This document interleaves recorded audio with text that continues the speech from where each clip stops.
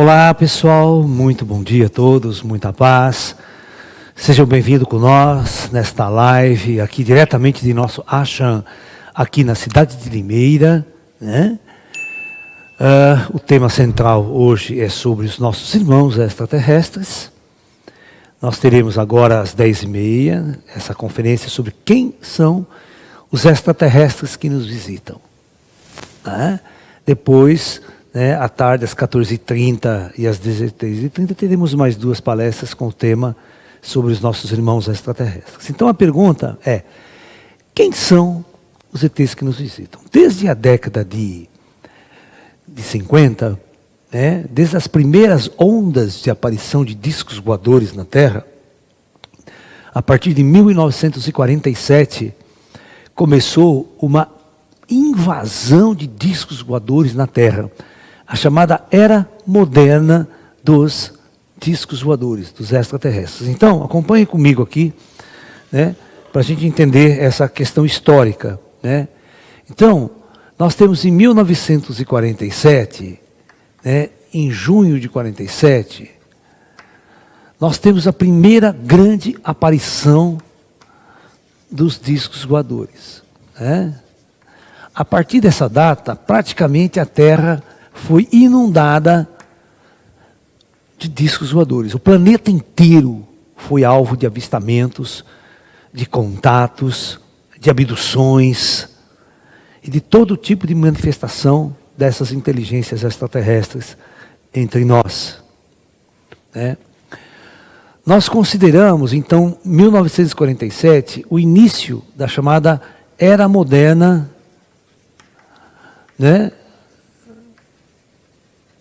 dos discos voadores. Ok? Antes disso, tudo que existe antes disso, nós chamamos de arqueufologia.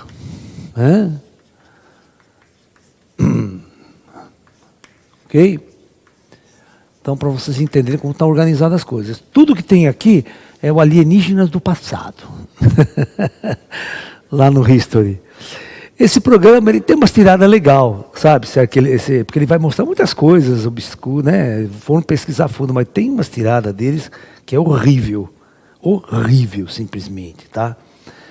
Mas tem uns programas que são legais, então ele não é de todo ruim, tá? Você está entendendo? Então, é importante para todo estudante de ufologia juntar isso com isso. As duas coisas têm uma continuidade aí, certo? A presença extraterrestre ao longo de toda a história de nossa humanidade, desde a pré-história até os dias de hoje. Em cima desse tema aqui, para conectar com este tema aqui, Arthur Clarke escreveu o clássico da ficção científica, lá da década de 70, chamado 2001, Uma Odisseia no Espaço. Tá?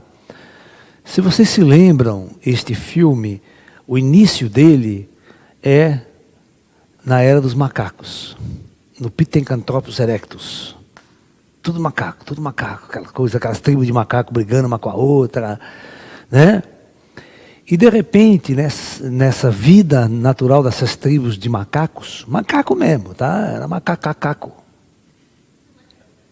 É um macacacaco, Esses macacos aparecem no meio da tribo do macaco, assim, num dia que eles acordam, um objeto, um monolito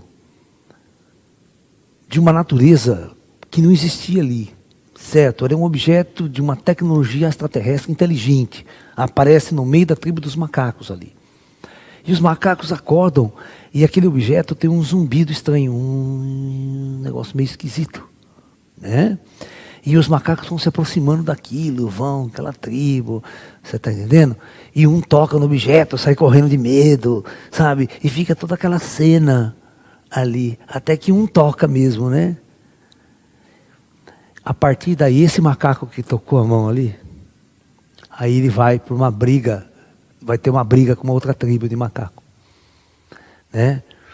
Aí começa aquela briga, e de repente esse macaco que colocou a mão ali, ele de repente ele pega um osso no chão, um osso fêmur de um animal, né? E ele começa a bater. Ele começa a bater nos ossos. E ele percebe que ele começa a quebrar, ele quebra o crânio, né, dos animais que estão ali no chão. Ele começa a quebrar as coisas. Né? Aí ele levanta o negócio assim, né? E de repente vem para a guerra. Aí os macacos vêm em cima, ele dá porrada na cabeça do macaco, e dá porrada na cabeça do macaco, e dá porrada naquele. É a primeira vez, ou seja, que ele usa um instrumento, usando a inteligência. Como se, o que o Arthur Clarke quer mostrar ali, que houve uma intervenção extraterrestre promovendo uma evolução no macaco, no cérebro do macaco, na inteligência, para ele começar a usar a primeira ferramenta para o seu uso. Você vê, um cachorro nunca usa nenhuma ferramenta. Certo? Entendeu? Então, esse é o primeiro salto evolutivo da humanidade provocado pelos ETs. É isso que ele quer colocar. Aí, o que ele faz? Esse macaco acaba de vencer a guerra. Quando ele acaba de vencer a guerra, ele estava numa montanha e fica assim, né? Aí esse macaco joga esse osso pro alto, assim. Ele faz assim, joga esse osso. E esse osso sai virando. Sai virando, virando, virando e transforma numa estação espacial super sofisticada do futuro. E aí começa a parte futurista, né, do Arthur Clarke, certo? E toda aquela tecnologia, ano 2000 e tanto, sabe? É porque o filme é 2001, Odisseia no Espaço. Você vê que 2001 não aconteceu bosta nenhuma, né? Ninguém nem foi para a Lua mais. Ele errou a data só, ele errou as datas do ficção dele, né? E depois ele fez um segundo filme chamado 2010, o ano que faremos contato. E também não deu porra nenhuma. Mas o que tem de interessante nesse filme? Então, eles estão lá no futuro, tal, tudo sofisticado, já tem naves que vai para a Lua, volta, tem bases na Lua, tudo. Né? De repente, os cientistas encontram esse mesmo monolito de milhões, de milhares de anos atrás, que apareceu para os macacos, esse monolito aparece na Lua. É fincado na Lua lá. Aí vai os astronautas, então os astronautas lá pesquisar que objeto estranho é esse, é extraterrestre, porque teoricamente nunca teve contato com o ET até hoje, né? Mesmo depois com essa, né?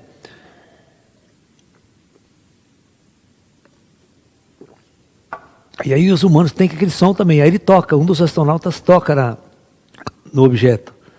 E aí já muda a cena, vai para uma astronave indo para Júpiter. Né? Uma astronave gigantesca da Terra indo para Júpiter. Aí que vai ter toda a inteligência artificial do HAL, o primeiro computador que comanda toda a nave, conversa com você, controla toda a nave, tem uma sensibilidade, tem uma inteligência, ele é como se fosse uma pessoa, só que ele dá defeito, né? Aí que dá, ele dá um defeito e ele começa a matar os tripulantes. Aí vai sobrar só um, entendeu, nessa história? Um cara, né, que tenta desligar o HAL, ele fica em guerra com o HAL lá. Aí a nave, quando ela chega em órbita de Júpiter, é uma missão para Júpiter, eles vão encontrar o monolito em órbita de Júpiter. Entendeu? Ou seja, em toda a história da existência humana, o Arthur Clarke quer colocar nessa questão que não há o elo perdido. O elo perdido é uma intervenção extraterrestre. Tá? Então isso é muito importante, muito interessante para vocês entenderem que essa é a visão, uma das visões, né, dos chamados arqueufólogos, né? Que ao longo de toda a história teve uma inteligência extraterrestre controlando os destinos de nossa civilização. Controlando totalmente os destinos de nossa civilização. Tá? Então esse filme é interessante, porque ele é muito bem feito, ele é muito bem filmado. Ele não é que nem Guerra nas Estrelas, está todo mundo matando, dando tiro no outro, não tem guerra nenhuma. Né? É sempre essa coisa oculta do extraterrestre, né? Essa imagem oculta, essa intervenção oculta, uma coisa muito superior a tudo que a gente imagina. Né? Inclusive o final do filme do 2001, Odisseia no Espaço, foi 100% chupado pelo pessoal do Interestelar. Tá? Quando o cara passa aquele buraco negro, tem aquelas coisas, aí volta para a Terra, tem aquela imagem da Terra que fica pequena e grande, ou seja, há um descontrole do espaço-tempo, né? Começa tudo a ficar contínuo, ninguém sabe o que é o começo, meio e fim e tal, aquela coisa, né? Então o Arthur Clarke fez isso primeiro, né? Ele, nessa cena final, E quando ele faz 2010, aqui, o filme para nesse monolito de Júpiter. Quando ele descobre o monolito de Júpiter e tem uma relação com esse monolito, e o homem dá um salto evolutivo. Quando ele faz 2010, ele parte desse começo aqui. Ele parte dessa nave em órbita de Júpiter e o monolito. Okay? E na Terra, um sinal de guerra. Guerra nuclear. Né? Um sinal de guerra. Né? Não é a guerra ainda. Então as pessoas, as nações estão discutindo, brigando com essa outra, estão prestes a movimento exército para fazer uma guerra nuclear. Nesse inteirinho, nessa segunda coisa, ele pega o monolito e faz o monolito mergulhar na mancha de Júpiter. Quando o monolito mergulha na mancha de Júpiter, Júpiter explode como uma segunda estrela do sistema solar. Nasce um Sol. E aí, todo mundo que estava na Terra, aqui brigando, vê aquela luz nascer, aquele Sol brilhar no céu da noite, para a guerra, para tudo, todo mundo fica indignado com aquele fenômeno. E o filme praticamente termina aí também, com os extraterrestres, né, fazendo uma intervenção sofisticadíssima no nosso sistema solar, né, provocando uma mudança radical em todos os aspectos da existência humana na Terra. Então, nós temos bons, vamos assim dizer, escritores de ficção científica, e temos péssimos escritores de ficção científica também nessa jogada toda. Tá? Na maioria deles, até hoje eu não vi ninguém realmente fazer uma grande história sobre os extraterrestres. Verdadeira, baseada em fatos reais, tá? No sentido, né? Então, quando nós assistimos, teve um seriado importante aí que o History fez, se chama Blue Book, né? Projeto Blue Book, Projeto Livro Azul, feito com aquele astrofísico da NASA, J. Allen Hynek, né, que escreveu esse livro, né, depois de um tempo. Né. Então, eu conheci esse físico pessoalmente, esse cara esteve no Brasil 2 vezes, mais de 2 vezes ele esteve no Brasil, em congressos, e eu estive presente também, nós tivemos contato, conhecemos. E quando aquela história aqui, né, você vê toda uma história no projeto Blue Book, ninguém sabendo nada sobre o ET, né? Certo? Todo aquele mistério, aquela coisa, e ninguém sabendo nada. Ninguém desvendando nada. Só a teoria do acobertamento, né? Então, eu falo com sinceridade para vocês que até hoje não tem nenhuma autoridade nesta terra que realmente sabe e compreende a verdadeira natureza dos seres extraterrestres. Quem são, o que querem, e qual o seu verdadeiro papel junto à nossa humanidade. Tá? Então, existem vários tipos de ufologia hoje na Terra, de pesquisadores que estão estudando ufologia. Tá? Para que vocês entendam isso, sempre quando você entrar na internet e for fazer uma pesquisa sobre ufologia, você vai ter que entender quem é que está falando. Sabe? Então nós vamos ter várias fontes, eu vou colocar para vocês entenderem, para vocês não fazerem confusão quando entrarem na internet e começar a pesquisar ufologia.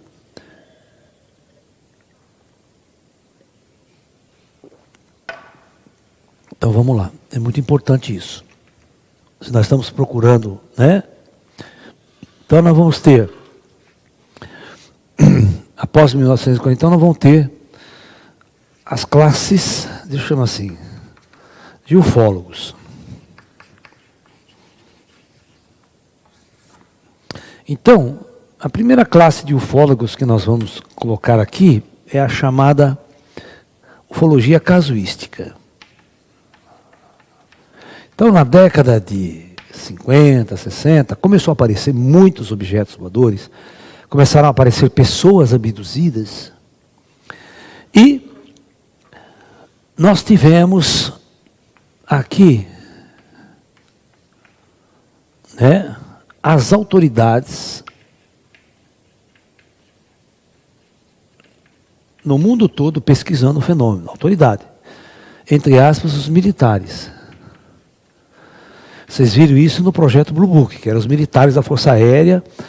E mesmo lá nos Estados Unidos, você vai ver no projeto Blue Book, algo real, que você vai ver que mesmo dentro das Forças Armadas, tinha grupos secretos, independentes, estudando o fenômeno, que não se comunicavam. Como se esse fenômeno, ele foi estudado pelo governo americano, por exemplo, por vários setores separados. A CIA, o FBI, a CIA montou um grupo, certo?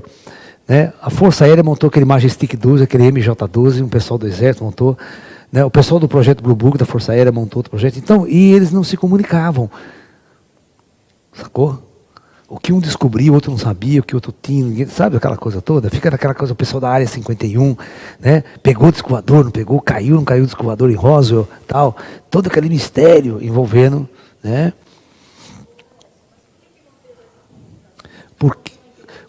Porque, vamos olhar o governo brasileiro, minha filha? Você já viu o governo brasileiro? Tem o pessoal da esquerda, o pessoal da direita, senador que não quer nem ver Bolsonaro na frente, ou quem governa o Brasil é tudo militar, e outra turma não quer nem saber, odeia militar. Então, se tivesse né, um quer derrubar o outro aqui, um quer comer o rabo do outro aqui no governo. Estados Unidos é a mesma coisa. Então, tem uma divisão de poder muito grande. E as pessoas não querem dividir o conhecimento, sabe? Você está entendendo? Na verdade, eles não querem dividir o conhecimento. Esse é o ponto-chave, porque eles são inimigos politicamente. Né? E aí tem todo esse jogo no Brasil, no mundo. Né? Não é só aqui no Brasil, não. Os Estados Unidos não tem, os democratas, é puta briga política lá. É que nos Estados Unidos é permitido dois partidos políticos só, né? Então todos os esquerdistas, socialistas têm que entrar num. E o pessoal mais de direita tem que entrar no outro. Né? Você está entendendo? Só que você tem que entender que nos Estados Unidos o comunismo é proibido. Não existe ideologia, pode até existir ideologia comunista, mas implantar jamais vocês vão fazer isso nos Estados Unidos. Tá? Então pode esquecer. Né? Os Estados Unidos metem você num pelotão de fuzilamento. Se você começar a pregar ideias comunistas nos Estados Unidos. Né?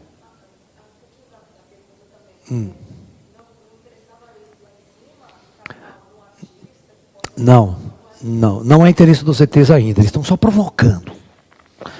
Nessa época, os ETs começaram a provocar, a aparecer em massa para fazer uma intervenção contra um holocausto nuclear. Após a Segunda Guerra Mundial, explodiu a bomba atômica, a Terra estava no fim. Era para acontecer um apocalipse nuclear na década de 60. Todos os profetas antigos tinham previsto, o apocalipse estava programado para esse projeto Terra. E os ETs vão fazer uma intervenção para impedir que haja esse apocalipse. Esse é um dos motivos, tá? Mas essa discussão é para depois. Agora eu quero que vocês entendam quem são os ETs. Essa é a pesquisa. Eu quero que vocês entendam que todo esse pessoal que não sabia bosta nenhuma de quem eram os ETs que estavam aqui. Não tem a mínima noção. Então, nós tínhamos os casos que os autoritários, os militares, faziam uma pesquisa totalmente secreta, independente, e nós tínhamos as instituições que nós vamos chamar aqui civil. As instituições civil eram os grupos de ufologia. Né?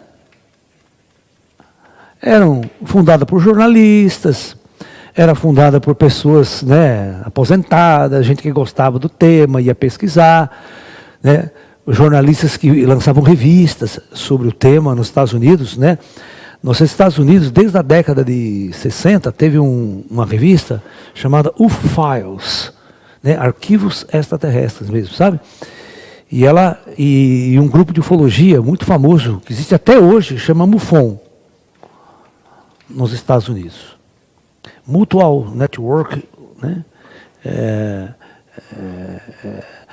É um dos grupos, mas tem uma revista ufológica há mais de tantos anos, tá?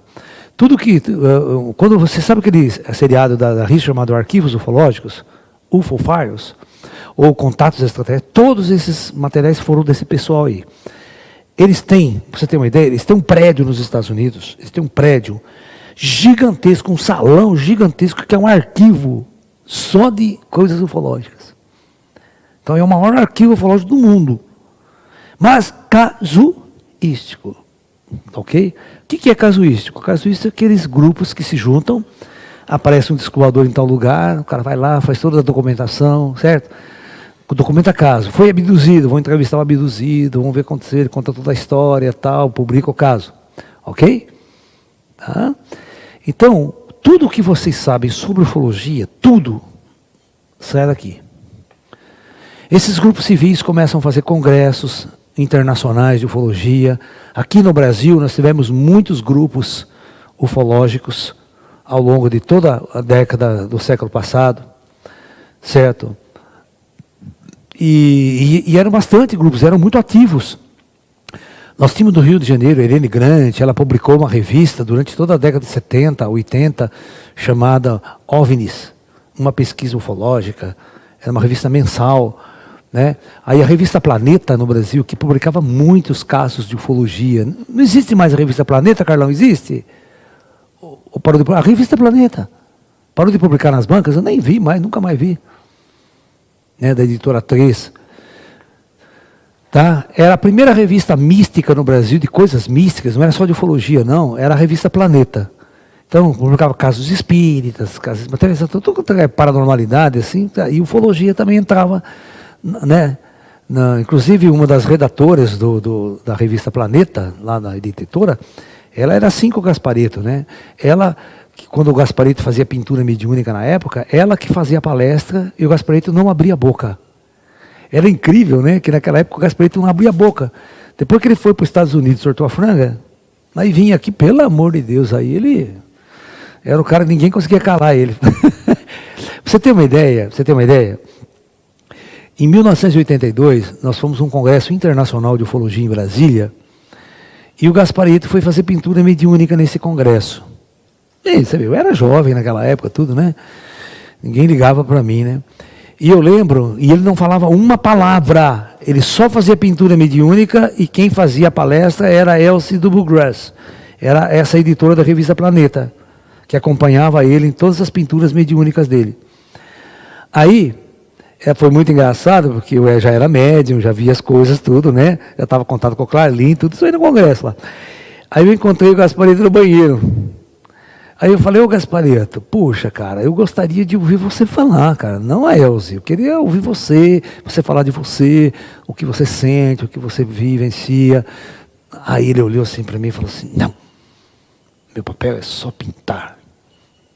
Ele era sempre meio arrogantão, assim, né, meio estrelona, sabe, uma puta estrela, ele era estrela mesmo, tá? Ele era um cara assim, bom cara, né? Entendeu? E é engraçado que depois que ele vai para os Estados Unidos fazer acho que mestrado em psicologia, se não me engano, sabe? E a hora que ele volta, ele é o cara. Ele começa a fazer programa de televisão, programa de rádio, e ele começa a falar, coisa que ele nunca fazia antes, entendeu?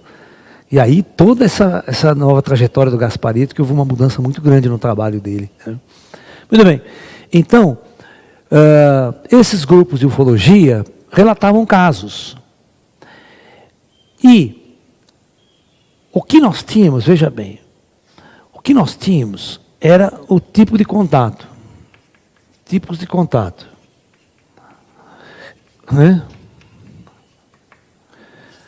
O ser humano entrava em contato, e era tudo um grande mistério.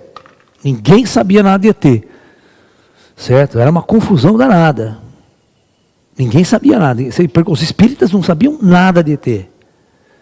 Certo? É como se fosse os espíritas falam com os espíritos e ET é uma coisa totalmente nova, diferente, que ninguém se atreve a botar a mão nesse negócio aí. É um vespeiro. Então, o Heineken lá, ele fez uma linha de contato dizendo assim, contato de primeiro grau, contato no nível 1, nível 2, nível 3 e nível 4. Então, para estudar, né? Então, o nível 1 apenas um avistamento de uma nave no céu. Só um avistamento.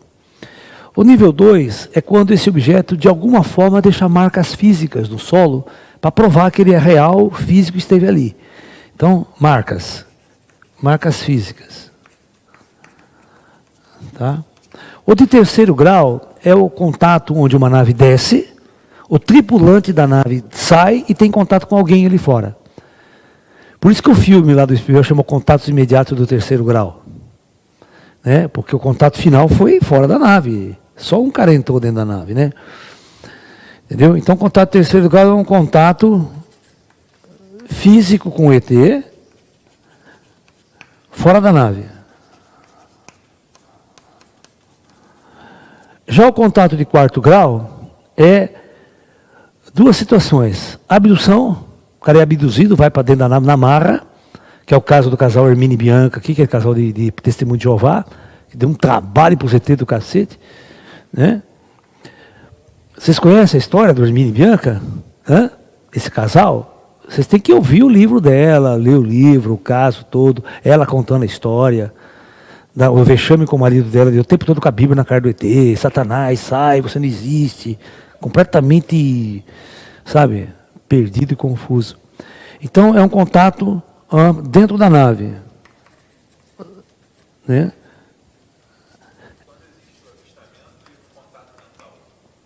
Calma, aí nós vamos chegar lá. Então a ufologia era isso aqui. Ninguém discutia essa ufologia. A ufologia acabava aí. O Heineken fez isso aqui, ele não foi além. Certo? Aí ele começou a perceber, o próprio Heineken começou a perceber, que os abduzidos, os pós-contatados, continuam tendo fenômeno. Todos, olha, presta atenção, todos os contatados, abduzidos, voltavam com alguma faculdade paranormal desenvolvida. Ou mantinha sonhos com os ETs, ou recebia mensagens telepáticas desses mesmos ETs depois de um tempo. Ou seja, a pessoa não voltava a mesma. Então, no Brasil, eu, Laércio Benedito Fonseca da Silva, eu publiquei uma das primeiras obras, né, na década de 80, com o seguinte título, né, Ufologia Psíquica, Contatos de Quinto Grau. Aí eu acrescentei mais uma coisa aqui que não tinha, né, a chamada ufologia psíquica. Aqui envolveria todos os contatos com inteligências extraterrestres através de sensitivos, médiums e paranormais. Alright? Nesta época, na década de 70, nós tivemos no Brasil um caso famoso desse tipo aí, vindo de um médium de Umbanda no Rio de Janeiro, tá? Que fundou um movimento chamado Racional Superior. Cultura racional. Vocês já viram? Tim Maia fazia parte, né, da cultura racional. Não vê na música dele? Tem na música dele, ele fala desse grupo. E esse grupo existe até hoje no Brasil, ele é muito forte, e na época ele era muito forte, as pessoas se vestiam de branco. Esse cara publicou, se não me engano, 4 livros. O primeiro livro que ele publicou, segundo ele, psicografado pelos ETs, se chamava Cultura Racional, Universo em Desencanto. Tá ok? E aí, um dos subtítulos do livro é esse: Fácil Contato com Seres Extraterrestres.